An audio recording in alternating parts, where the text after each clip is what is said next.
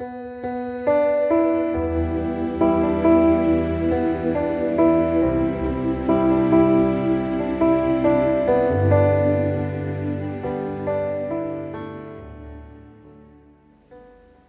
te bendiga, iglesia.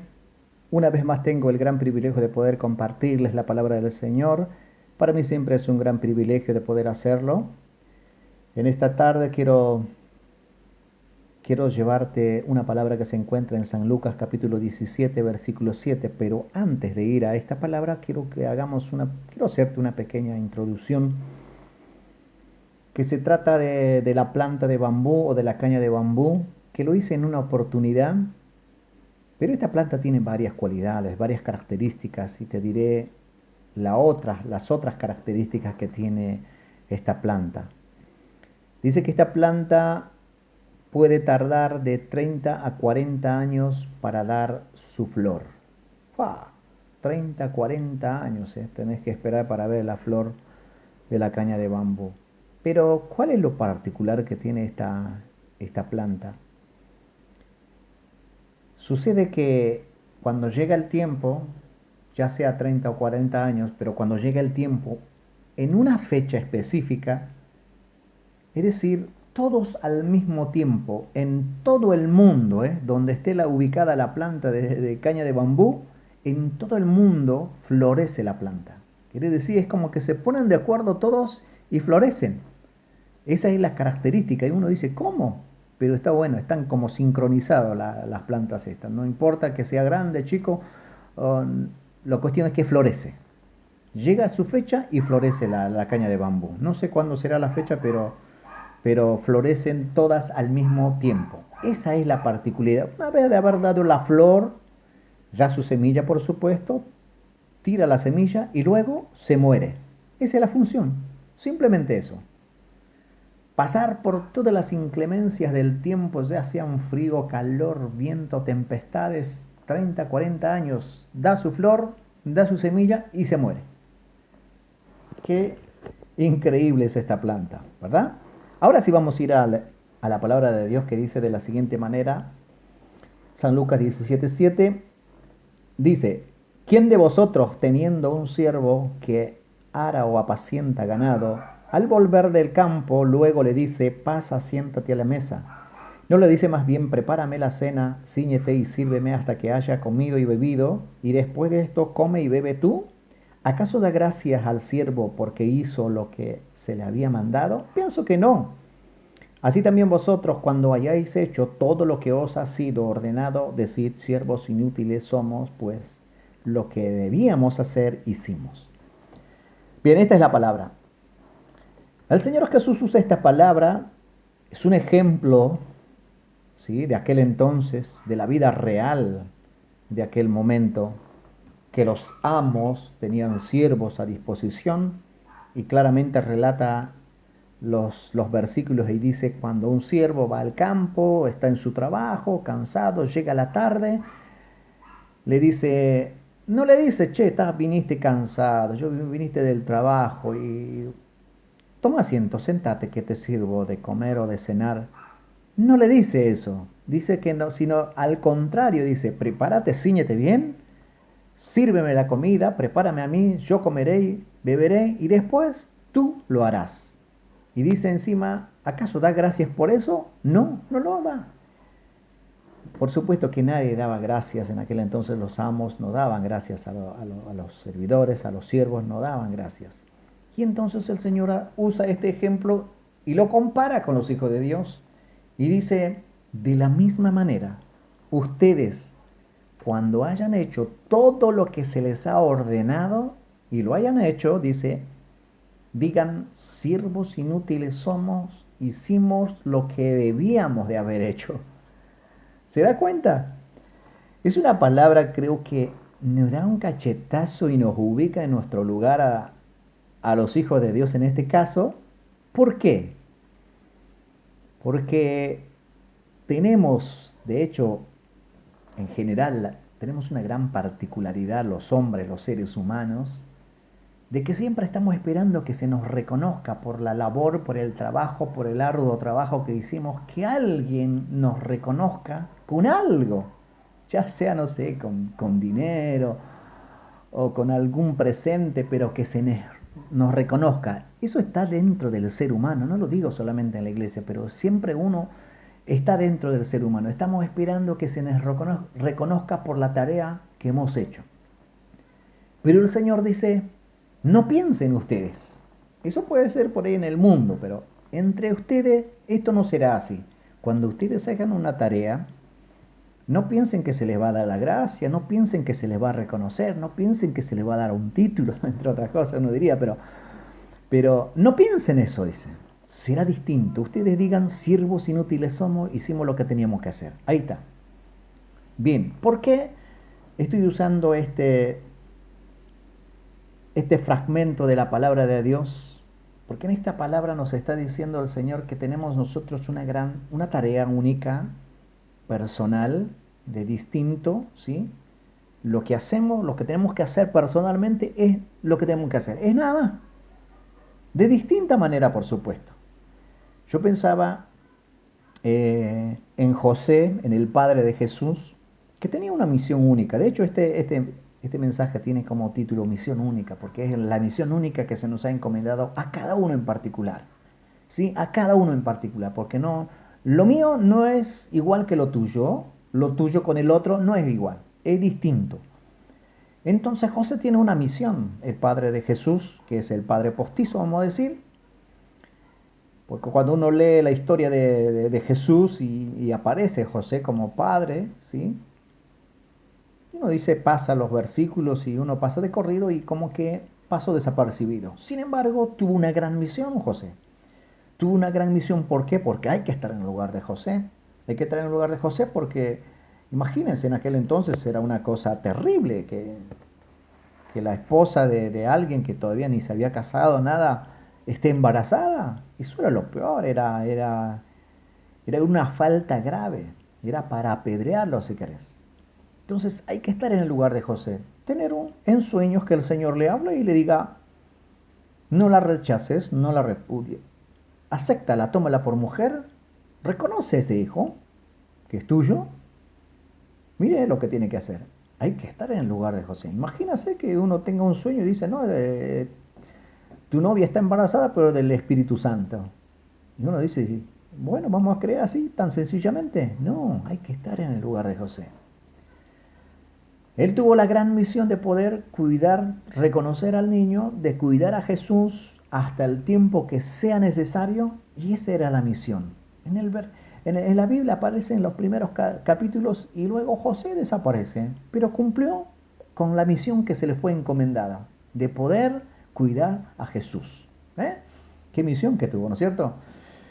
Pero te quiero dar otro ejemplo para poder respaldar a todo lo que te estoy diciendo. Ya en algún momento lo he hablado, te lo diré resumidamente y rápidamente en estos minutos que nos quedan.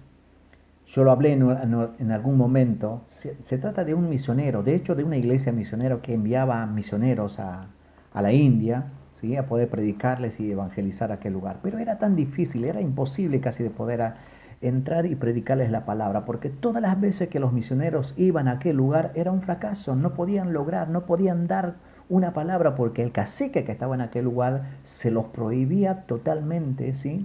de predicar la palabra de Dios. Si se quedaban, era la única condición de no predicar la palabra. Así que era totalmente difícil, misioneros que iban, misioneros que volvían. Entre medio de todas estas idas y venidas de misioneros surge un hombre de Dios que terminó su carrera en la medicina, se recibió de médico, de doctor, y luego posteriormente se preparó teológicamente, seminarios en cuanto a la palabra, un hombre con mucho conocimiento, muy preparado. Entonces pensaron en este varón, vieron que tenía cualidades, que podía ser el hombre ideal para poder predicar la palabra en aquel lugar.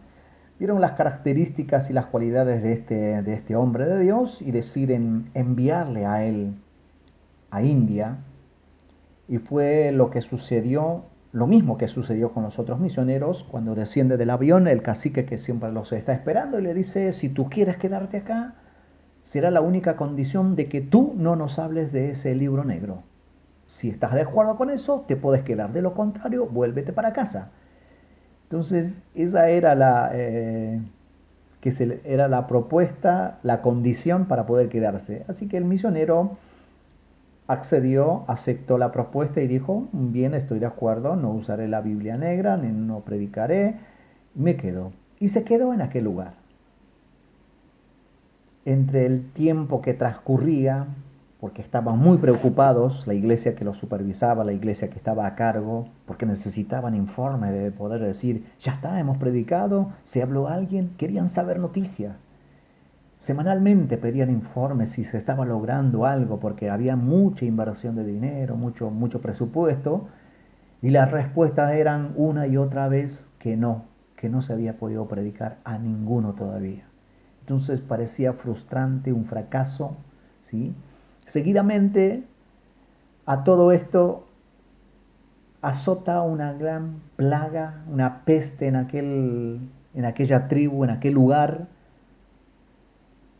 Se llenaron de enfermos.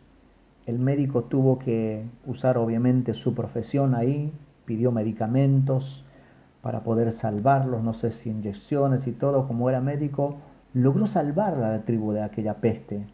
Pero entre tanta peste y entre tanta enfermedad, el médico también fue afectado, ¿sí? Afectado por esa peste, no pudiéndose salvarse, no pudiendo lograrse librarse de la peste.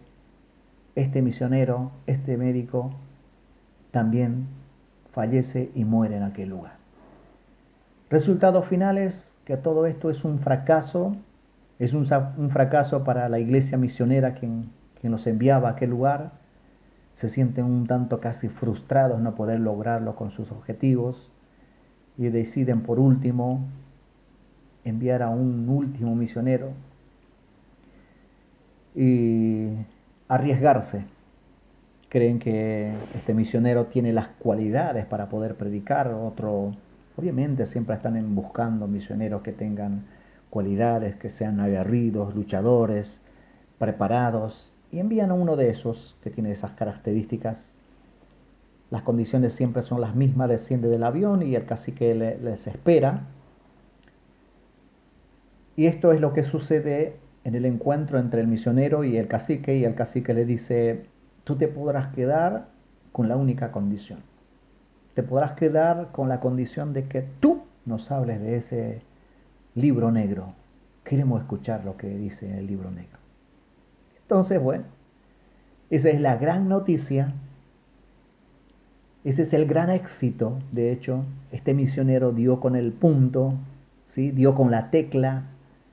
La iglesia hace fiesta, están gozosos porque habían dado con la tecla, habían dado con el misionero que se podía predicar, que se podía hablarles de la palabra abiertamente a todos.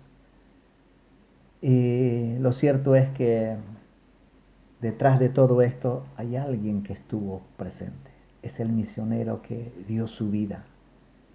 ¿Sabe por qué se abrió las puertas? Porque el cacique dijo, si este misionero